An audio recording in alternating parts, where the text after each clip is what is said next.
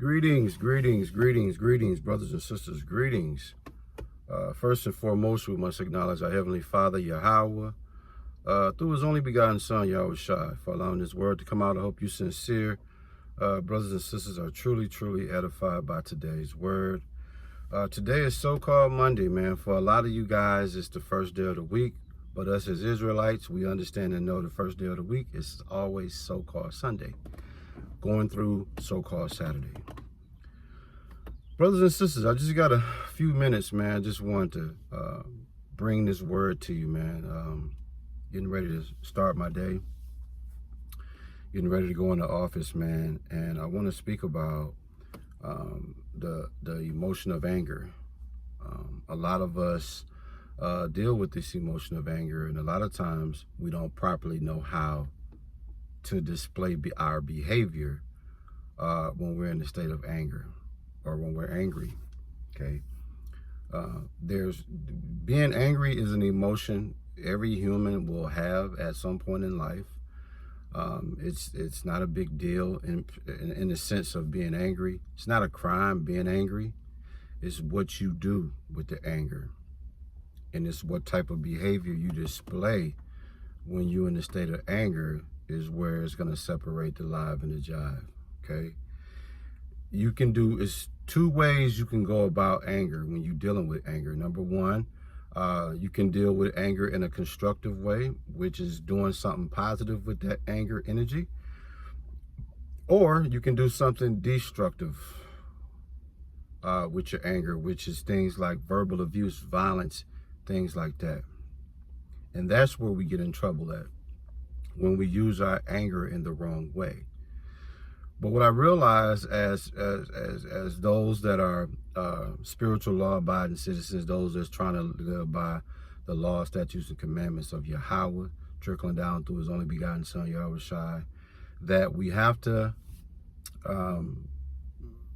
find a healthier way to deal with our anger. You know, a lot of us are angry for no reason, and that's the worst kind of anger to have. To not know what triggered your anger, to not know why you're angry. The Bible speaks about anger and how we should approach it. In Ephesians chapter 4, verse 26, and it reads, "Be ye angry and sin not. Let not the sun go down upon your wrath." Okay? So I want you guys to think about that for a minute. Okay, I'm going to go to the New Living Translation because I think it makes it even more simpler. It says, don't sin by letting anger control you. Don't let the sun go down while you are still angry, okay?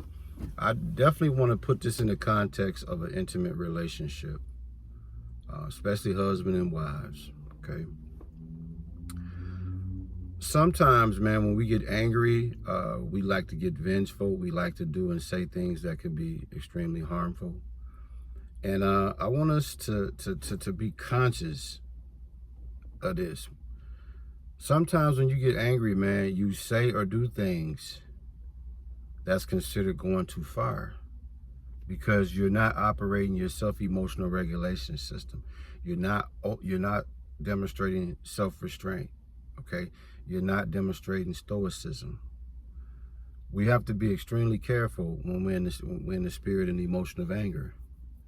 Because if you're not smart and do something constructive with that anger, you'll end up doing something destructive. That's where police is involved. You could go to jail. Something very bad can happen.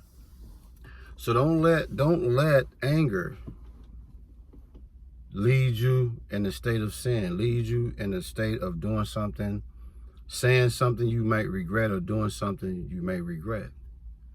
So when you in that state of anger, man, you got to find a way to calm down, cool off, take a walk, whatever you need to do in that space and in that time. Whatever it is you need to do to cool down, I suggest you do that, man.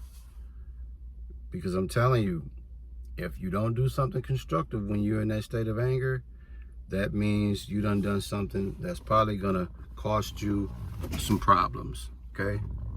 It's going to cost you some problems. So Ephesians 4:26 again in the New Living Translation, it says, and don't sin by letting anger control you. Don't let the sun go down while you're still angry. That means at 6, 7 a.m., 8 o'clock a.m., 12 noon, you find yourself in an anger state, say with your spouse, for whatever reason. By the time that sun go down, you should have been reconciled, whatever caused that anger. It makes no sense to carry that to bed with you, because you ain't going to sleep well. You're not settled. You're not in your calm state. You still angry. You wake up the next morning, guess what's going to happen? You're going to carry that anger over. That's why it says, by the time the sun go down, release that. It's a lot of people walking around right now still angry with somebody for something that happened years ago. Bible says, man, at the end of the day, man, let that go, man. Don't allow that to give more power over you, man, control over you. That's all I got for you, sincere brothers and sisters, man. I want to give all praises to Yahweh through his only begotten son, Yahushua, for allowing this word to come out. I hope you sincere brothers and sisters were truly, truly, truly edified by this word. And remember to keep Yahweh through his only begotten son, Yahushua, first in everything that you do. Stay prayed up. And when it's all said and done, bring the masseuse.